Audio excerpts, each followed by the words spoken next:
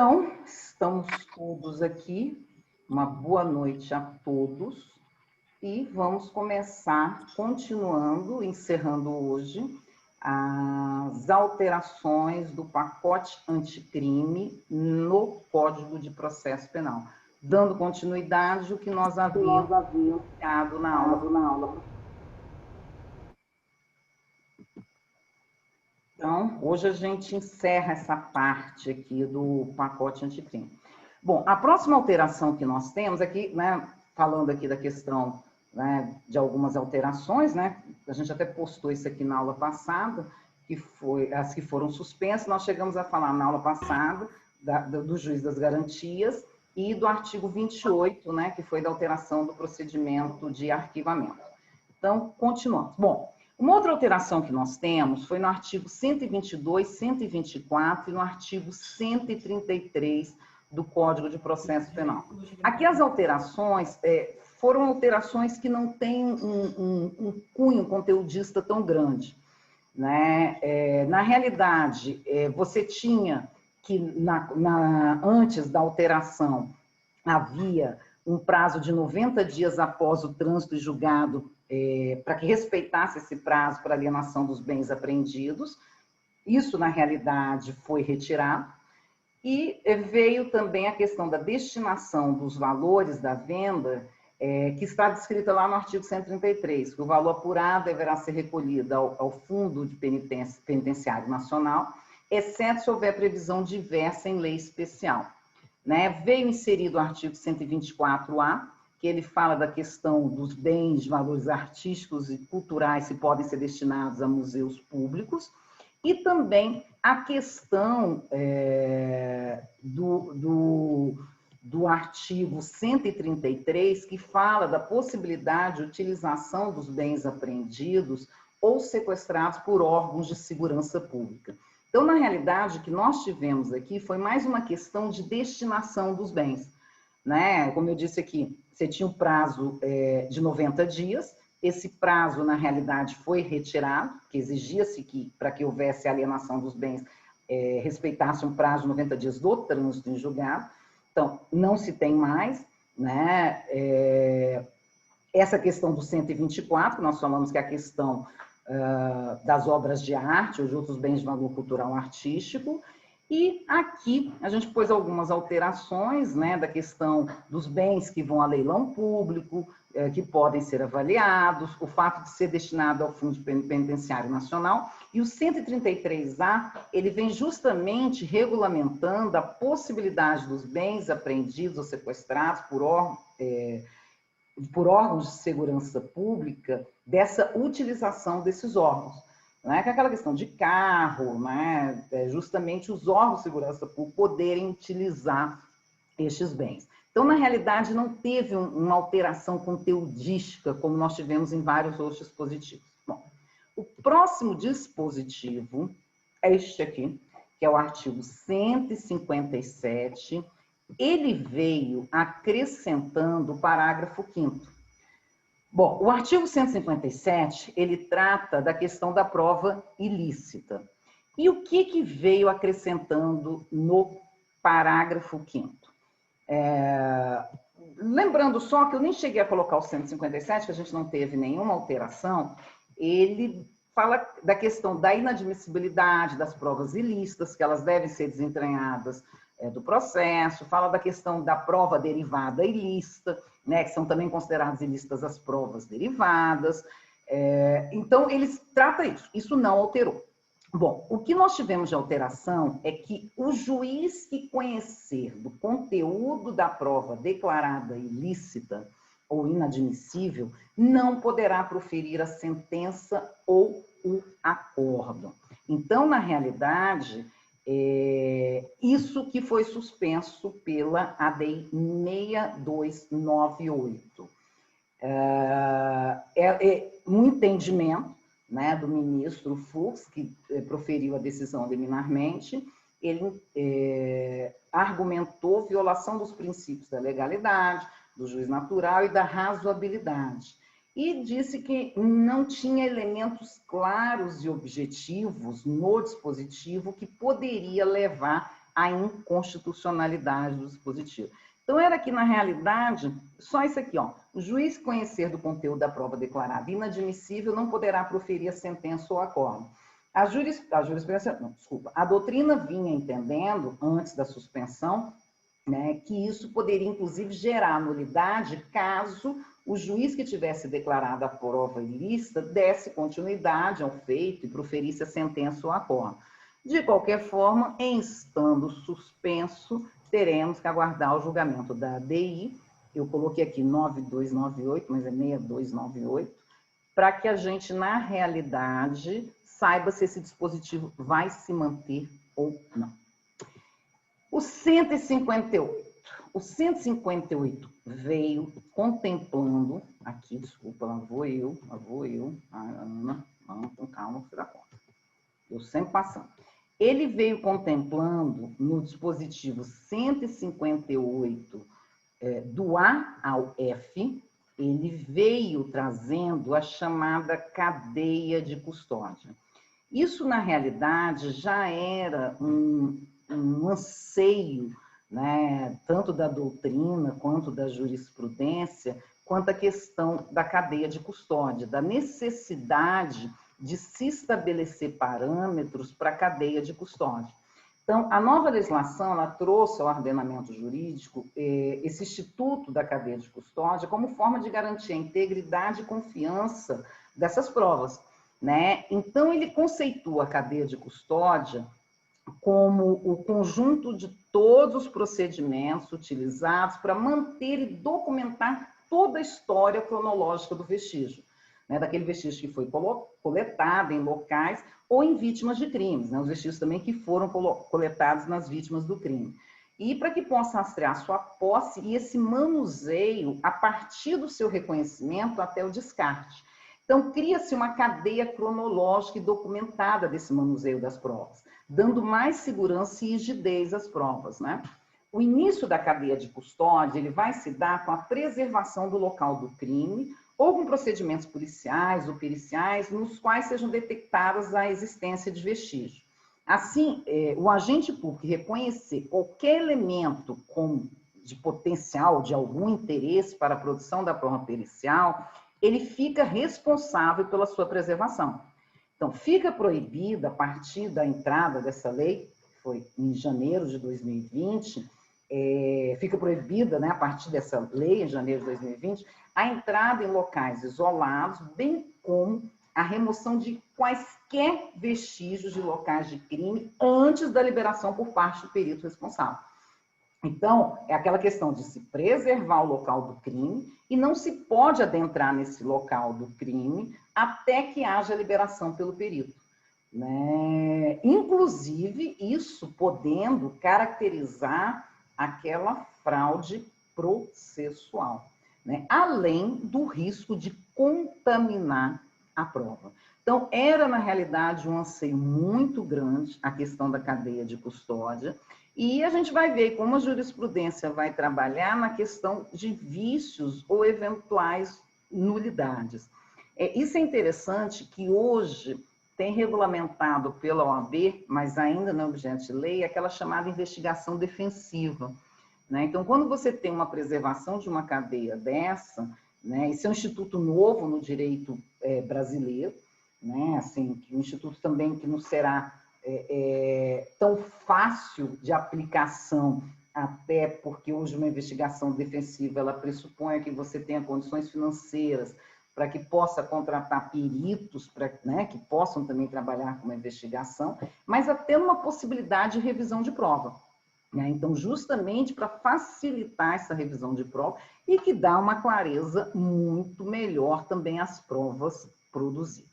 Então, aqui é um dispositivo que a gente nem vai fazer a leitura, porque, na realidade, é um dispositivo em que ele tem, até eu coloquei em 2 slides aqui, do 158A ao 158F, mas que ele vem delimitando, na realidade, de que forma deve ser, o recipiente deve individualizar o vestígio, preservar suas características. Então, na realidade, o 158AF vem trazendo uma espécie de etapas e de manual mesmo para a preservação dessa prova, para que, na realidade, haja uma rigidez, né? Haja uma segurança maior na cadeia desta prova, da custódia desta prova, certo?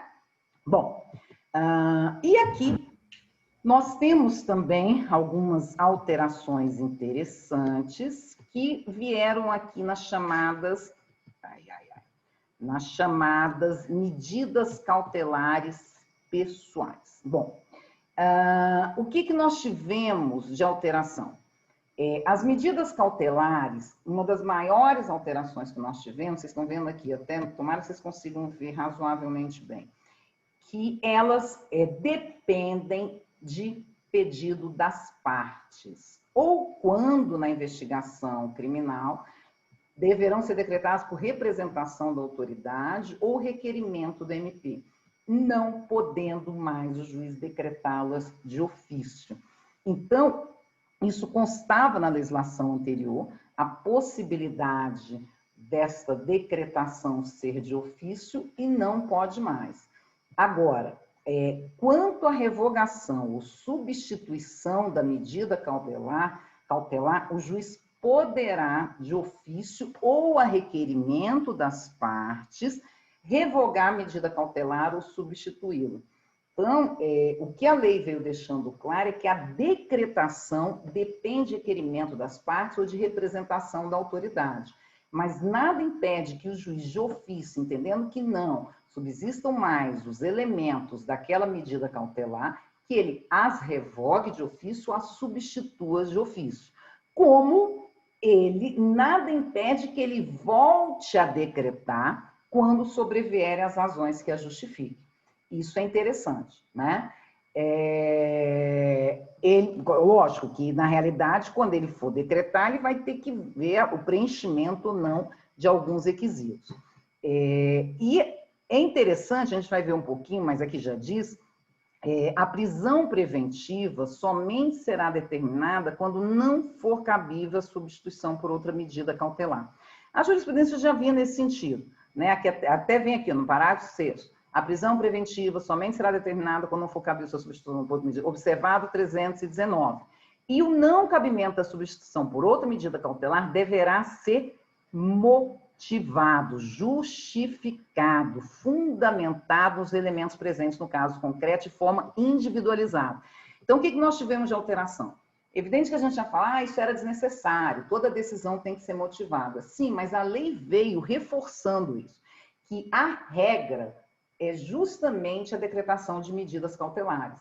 Então, há agora essa obrigação do magistrado motivar de forma individualizada, baseado no caso em concreto, no caso do acusado do réu em concreto, né, e fundamentando as razões da não aplicabilidade das medidas cautelares.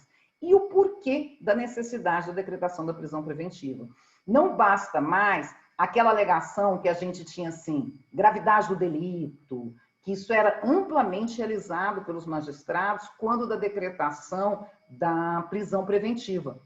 Então, você só se baseava na gravidade do delito, era motivo, você tinha até jurisprudência nesse sentido, mais que tivesse esse debate. Já tinha uma jurisprudência crescente, no sentido de que gravidade do delito não era requisito suficiente para a decretação da prisão preventiva. Agora, a lei foi clara, não é mesmo. Né? Então, o magistrado tem que dizer, olha, deixo de deferir medidas cautelares, entendo pelo cabimento da prisão em razão da gravidade do delito. Então, de forma alguma, né? Isso, na realidade, não pode mais ocorrer, né? Então, já é uma situação que isso mudou. Então, o que a gente tem nessas mudanças é justamente isso aqui, né? A retirada da expressão de ofício que ocorria, né?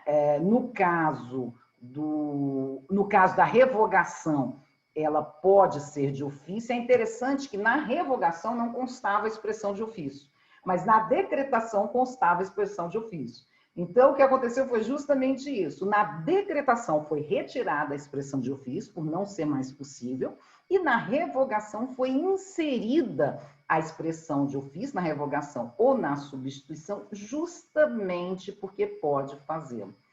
É interessante também que aqui o parágrafo 3º, ele veio também inserindo a manifestação da parte no prazo de 5 dias, né, para que ela se manifeste quanto à decretação da medida cautelar. Né, ressalvados os casos de urgência ou de perigo de ineficácia da medida. Então, por exemplo, aquela situação em que o réu já está, né, os autos estão correndo, até porque muitas vezes, exemplo, cita-se para uma audiência ou não intima-se para uma audiência, o MP requer, não se localiza o réu em determinado endereço, o MP já requer a decretação, né, de uma certa restrição. E muitas vezes pode ser um erro, né, na localização, não se localizou nos autos que o réu havia fornecido outro endereço, motivo pelo qual é importante esse papel aqui da defesa para justamente se manifestar quanto ao pleito. Bom, uma outra alteração que nós tivemos, peraí, isso aqui não ainda, peraí, aqui, que foi na questão da prisão em flagrante. O que a lei trouxe? Ela trouxe a previsão literal e legal da audiência de custódia, né? Tanto aqui, ó, artigo 287 já está claro isso aqui, né? Que após a realização do flagrante, o juiz deverá promover a audiência de custódia com a presença do acusado, seu defensor, ou membro da Defensoria Pública ou da ativo, e o membro do MP. Momento em que o juiz poderá, fundamentadamente, ele vai fazer o quê? Verificar pelo auto de prisão em flagrante, né, que requer que estejam presentes as condições, né, se ele praticou o fato em qualquer das condições do artigo 23, inciso 1, 2, 3, do caput do Código Penal, poderá fundamentadamente conceder ao acusado liberdade provisória, numa dessas hipóteses, e o acusado assina termo de comparecimento a todos os atos processuais sob pena de revogação. Se ele verifica a existência de reincidência, ou se porventura que o acusado integra alguma organização criminosa, armada ou milícia, ou que ele porta arma de fogo de uso restrito, ele deve denegar a liberdade provisória com ou sem medidas cautelares. É importante notar que, dentro dessa questão legal, quando o juiz constata a questão, né, o juiz constata essa questão da reincidência ou de organização criminosa em que ele denega, há já um posicionamento de que aqui nós teríamos uma clara inconstitucionalidade, porque isso por si só não seria um motivo para a denegação, né? O magistrado, isso feriria aqui o princípio da individualização da pena e da presunção de inocência. O que é interessante para que a gente veja como a jurisprudência vai se basear nisso. Uma outra coisa, a autoridade que eventualmente tenha dado causa, sem qualquer motivação, para não realização de audiência no prazo estabelecido, ela responde administrativa e penalmente pela sua omissão. E aqui nós temos uma questão interessante, que diz assim, que não foi mantido, né? Que transcorrido o prazo de 24 horas e não realizada audiência de custódia sem motivação idônea, isso enseja a ilegalidade da prisão e deve ser relaxado pela autoridade competente. Bom, aqui, novamente, foi a última, né? Nós temos aqui medida que houve a suspensão, na realidade, pela ABI, né? Então, houve um entendimento de que esse parágrafo 4º, ele feria a razoabilidade, a expressão, e com a utilização da expressão motivação idônea, e ela é demasiadamente abstrata e não fornece baliza interpretativa segura, né, para aplicação do dispositivo. Então, justamente foi a motivação de ter se entendido pela suspensão do parágrafo 4º, quando essa audiência de custódia não é realizada no prazo de 24 horas. Isso aqui foi muito saudado pela defesa, justamente em situações em que essa audiência demora a se realizar, né? Mas, de qualquer forma, houve aí um entendimento, né, que nós temos do ministro, ainda em sede liminar, que ele entende que isso aqui feria a razoabilidade, são aqueles dispositivos abertos, bem dentro desse sentido. Bom, a próxima alteração que nós vamos ter, que vai ser justamente nos artigos 311, que é no caso da prisão preventiva. Bom, como nós já havíamos dito, não pode ser decretada de ofício, mas nós temos algumas situações interessantes. Além da prova da existência do crime, que é a materialidade de indícios de autoria, deve estar presente o perigo gerado pelo estado de liberdade do imputado, que é chamado de periculum libertatis. Lembra que você não tem a certeza de autoria aqui. Jurisprudência é bem tranquila quanto a isso. Aqui, para que seja decretada a prisão preventiva, há apenas a necessidade de indícios, que é o chamado fumus comissi delicti. E, na realidade, a existência, a materialidade tem que se fazer presente, né? Agora, além disso, tem que o magistrado demonstrar na decisão dele que o estado de liberdade do imputado, ele pode gerar um perigo, né? Justamente por isso que está sendo decretada a prisão preventiva. Então, a gente, quando falava prisão preventiva, a gente falava em dois requisitos, né? Existência do crime, que é a materialidade, e indício de autoria. Agora, a gente apresenta um terceiro.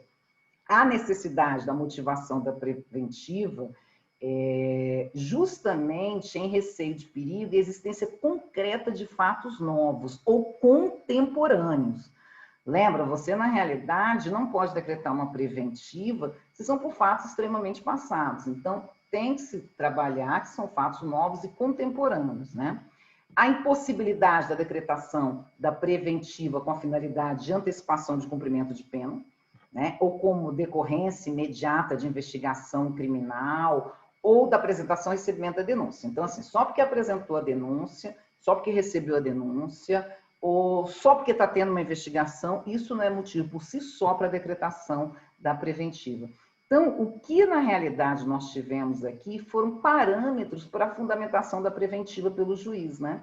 Então, esses parâmetros são interessantes, que o dispositivo, ele vem justamente trazendo essa situação para que, na realidade, você não tenha risco de tanta revisão de pedidos de preventiva. Agora, tem uma situação interessante, né, que nós temos aqui.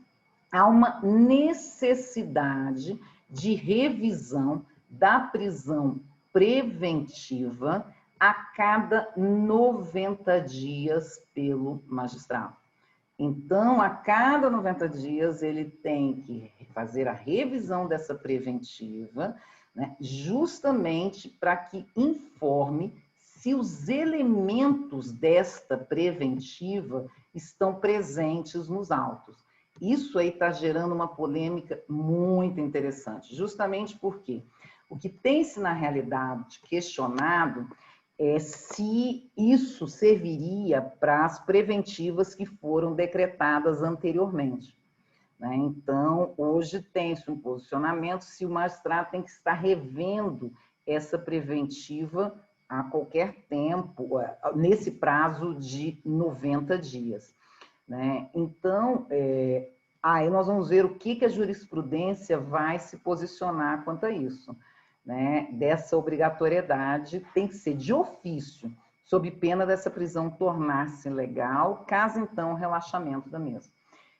Aqui nós tivemos uma alteração substancial. No caso da prisão preventiva, a gente entende que sim, né? Por exemplo, não é fundamentada a decisão que limita-se à indicação ou à reprodução do ato normativo, sem explicar qual a relação com a causa ou com a questão decidida, que emprega conceitos jurídicos indeterminados, sem explicar o motivo concreto da incidência no caso, que invoca motivos que se prestariam a justificar qualquer decisão, ou seja, aquela motivação que serve para tudo quanto é processo, não é fundamentação. Que não enfrenta, né, os argumentos que foram trazidos no processo, né? Então, que pode chegar a essa conclusão adotada pelo magistrado. A prisão preventiva que é decretada apenas limitando-se a precedente ou enunciado de súmula, sem identificar quais são os fundamentos determinantes, nem demonstrando que o caso em julgamento se ajusta àqueles fundamentos. Né? E também quando o magistrado deixa de seguir enunciado de súmula ou jurisprudência ou qualquer precedente invocado pela parte, sem demonstrar a existência da distinção no caso, em julgamento, ou a superação desse entendimento. Então, por exemplo, a hipótese de decretação de uma preventiva, o magistrado invoca um precedente para que haja uma decretação, mas não adequa ao caso concreto, ou deixa de aplicar um precedente apenas por deixar de aplicar, né? Ele tem que trazer fundamentadamente. Gente, já tinha que ser assim, né? Já, assim, na realidade, a lei nem precisava fixar essas premissas basilares, né? Mas entendeu-se pela necessidade, até pelo tanto de revisão que se tem da decretação dessas preventivas, sem que haja fundamentação concreta. Quando a gente fala em fundamentação, é fundamentação concreta, que é justamente aquela fundamentação em que você faz com base nos casos em concreto. Né? Então, dentro desse contexto, a lei veio, na realidade, trazendo algo que já deveria existir, né? Que é o fato de você ter que fundamentar a preventiva com base no caso em concreto. Então, se a prisão preventiva não preenche esses parâmetros, ela não se considera fundamentada. Assim, é uma previsão ilegal. Interessante. Então, nós tivemos algumas alterações. Sim, olha aqui, ó, aqui deixa muito claro no 315, parágrafo 1º, no parágrafo 2º, as hipóteses em que não se considera fundamentada a prisão preventiva. Foi aquilo que a gente falou. Quando se limita a indicação, emprega conceitos jurídicos determinados, invoca motivos que não são motivos relacionados aos autos em questão, não enfrenta todos os argumentos que são deduzidos no processo, limita-se apenas a dizer, ó, de acordo com a jurisprudência tal, cabe preventiva nesse caso. Não, de forma alguma.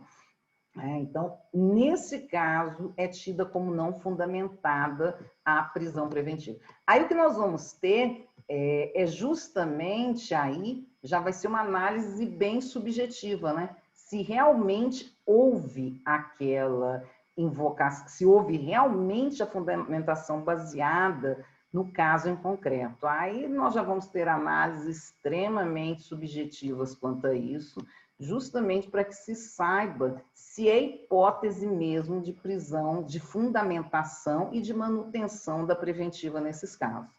Né? Isso aí ainda a gente vai ter uma série de jurisprudência sobre isso. Entendendo que tal invocação não é fundamento, que tal é, mas houve uma alteração substancial na prisão preventiva. É o que a gente diz, não haveria necessidade disso, até porque toda decisão do magistrado tem que ser fundamentada com base no caso em concreto, ainda mais uma decisão restritiva de liberdade, né? Ainda mais num caso como esse. Bom, uma outra alteração que nós tivemos, como eu disse, essas alterações são alterações mais tranquilas. Doutora. Outra alteração que nós tivemos foi... Então, deixa eu ver aqui. Uma outra alteração. Nós tivemos... qualquer dúvida, a gente volta, tá? Pode deixar, só para a gente não perder a linha, sem problema algum. A gente volta, que é bom que a gente refaz aí a questão das perguntas. Aqui, essas outras alterações não suscitam muito dúvidas, não, mas no caso da prisão preventiva, eu sei que suscita. Bom, a primeira alteração no júri é que, no caso da pena em concreto aplicada quando é superior a 15 anos, o juiz determina a execução provisória, com a expedição de mandado de prisão. Se for o caso, sem prejuízo do conhecimento do recurso que vier a ser interposto, que de regra não terão efeito suspensivo. Nada impede que tenham efeito suspensivo. Nada impede.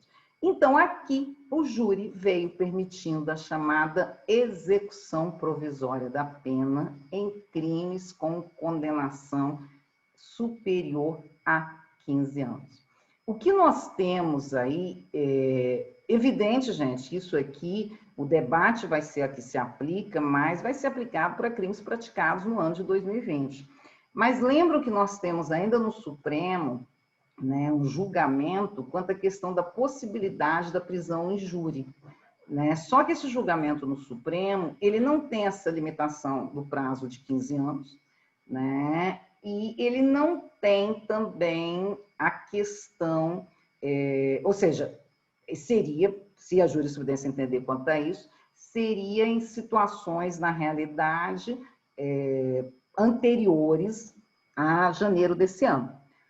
Né? Então, esse debate aqui vai ser muito interessante quanto a isso, porque lembra quando houve o julgamento supremo da questão da execução provisória da pena? Ficou muito claro, até me lembro do ministro Toffoli, que ele chegou a comentar isso, não me recordo se tem no voto dele, em que ele deixou claro que ele, na realidade, aquele julgamento não se referia aos processos do júri, né? Justamente porque tem um processo tramitando quanto a isso. Já, se eu não me engano, teve 2 votos e o ministro Lewandowski pediu vista. E está com vista desse processo já, se não me engano, foi antes da pandemia, ou já no decorrer da pandemia. Então, agora, né, a gente ainda vai ter essa questão aqui, justamente para que, na realidade, se decida ou não quanto à possibilidade da prisão no júri e as situações anteriores. Agora, não seria muito coerente, né, você ter a possibilidade de uma execução provisória em crimes praticados anteriormente com pena inferior a 15 anos, né? Então, a jurisprudência, apesar, né, desse julgamento já constar no Supremo há um bom tempo, a jurisprudência vai ter que acabar se adequando a essa lei que entrou em vigor. E, como eu disse, veio sendo acrescida aqui os parágrafos 3º, 4º, 5º e 6º, que falam do efeito suspensivo. Uma outra alteração que nós temos é a questão da nulidade, né? Que, além das causas previstas, ocorre a nulidade quando a decisão não é fundamentada. Na verdade, né? Isso já é meio, vamos dizer, meio que lógico, né? Você tem o artigo 93 que fala da questão da fundamentação. Nesse ponto, a lei só veio reconhecer aquilo que já era largamente aceito pela doutrina e pelos tribunais, né? Uma outra questão é quanto ao recurso em sentido estrito. Lembra que aqui você tem aquele rol taxativo, né? Que é o princípio da taxatividade dos recursos em sentido estrito. E veio trazendo mais uma hipótese de cabimento, que foi a recusa da homologação da proposta do ANPP, né? Que é o proposta de acordo de não persecução penal. Mas, assim, recurso cabível vai ser recurso em sentido estrito, até justamente, né, no sentido de que é um instituto que veio novo, né? Na realidade, é um instituto novo no Código de Processo Penal, então veio a previsão do recurso no caso de não haver homologação, né? E, por último, nós tivemos uma alteração no caso de RESP e RE, né? Na realidade, foi só uma adequação ao que já existia, né, tanto na jurisprudência como nas outras leis extraordinárias. Bom, eu vou encerrar minha fala por aqui, por hoje.